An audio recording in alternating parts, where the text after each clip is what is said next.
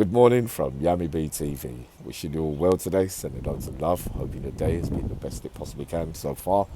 And I've been thinking this morning, which is always good, with questions and comments about what happens when trained fighters, whether it be kickboxing, professional boxing, ABAs, amateur, or whatever, if you're trained in a sport of fighting, when you go to prison and fight inmates that are not trained, is it a foregone conclusion that you will always win? And in my opinion, an answer will always be it still depends on the day. The majority of the time, anyone who's trained at certain way methods of fighting will be able to be any given man on any day in prison.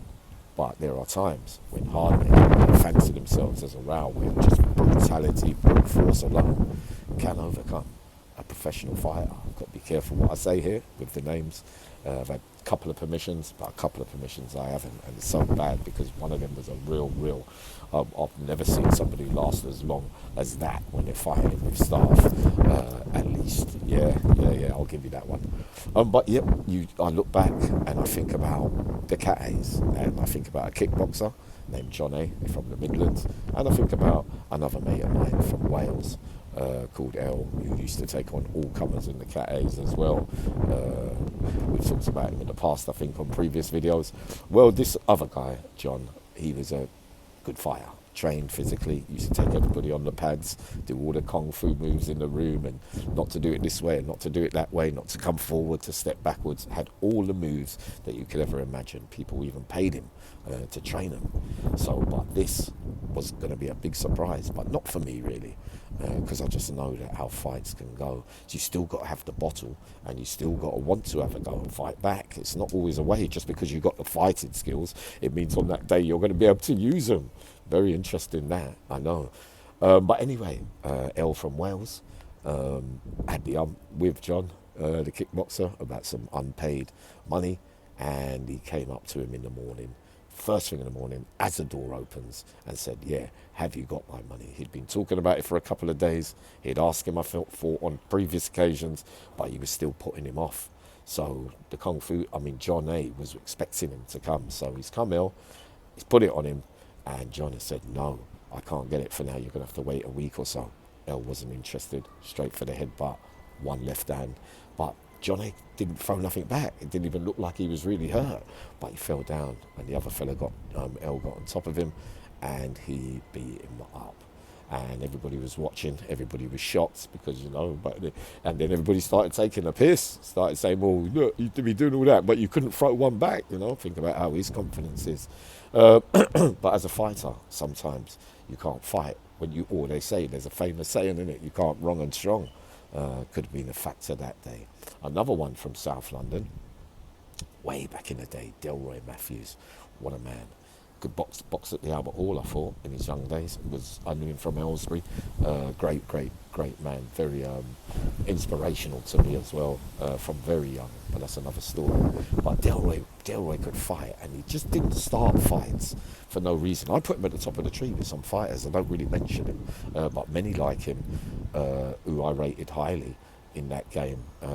But he was boxing from young, and we're in the gym in Camp Hill, I think it was, and something's gone missing.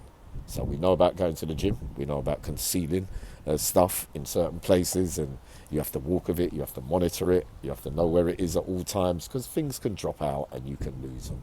On such a day, Delroy had been shadow boxing in the mirror for about 45 minutes, and we used to watch him every morning. He used to have his Rolex on, he used to be throwing his thing, and he used to get a medicine ball. I used to hold it sometimes, bang, bang, bang, bang, bang. But on this day, he had the raving up. And the big fella Sean from Northwest, I think, who used to headbutt and knock out everybody, about 18, 19 stone, picked up something, and Delroy at the end was looking for this thing that was lost, and he waited outside the gym for every single person that was in the area. He waited out, and when they came out, he wanted to search them. Imagine that.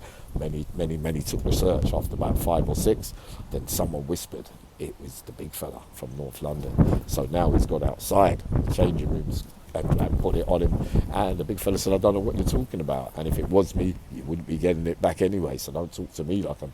Straight away, whaff, Delroy never got a punch in, Sean.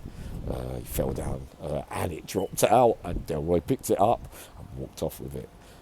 Bigging up Delroy. Yeah, what a fighter. Never saw him lose nothing. But like I said, that's another time. This is a different time where being a boxer probably did help. But again, wrong and strong. It does make a difference, doesn't it? So the third one was not Terry Marsh. Yeah, Terry Marsh. So I'm not allowed to talk about this one. But I witnessed something that I've never ever seen, not from Bronson, not from anyone with the screws. I saw Terry Marsh have a row with loads of them while he was naked, yeah, or half naked while he was taking off his clothes, and they took ages to wrap him up. They couldn't get near him for every side that he moved. That was probably one of the best performances I ever saw with staff, because they took so long to get him. The bell was ringing, he fell down, he had someone locked off, they had to let go and start again. What tremendous performance. And yes, hold on, another fighter from Croydon, from Leave, Kim, not allowed to really talk about this one either. An argument with his cellmate, argument, phones, etc. Blah blah blah. Don't want to pay. All right, see you in the morning. When you're going to pay? You're not going to pay. You know, these things always bring problems in prison. It never flies as straight as you want it. So he's so much an argument. He's come out and he is excellent on the floor. So I've seen the practice. I've seen videos. I've seen films. Seen all that, and it worked on that day as well, because two came out from East London and tried to rush him in the morning, and they had weapons, and I see this, I saw that, and I saw fold, and I saw down, and both of them were down, and the bell went, they all ended up down the same. Well, that's a tremendous performance, a man with the skills in the ring, showing it in prison, and doing two geezers at once.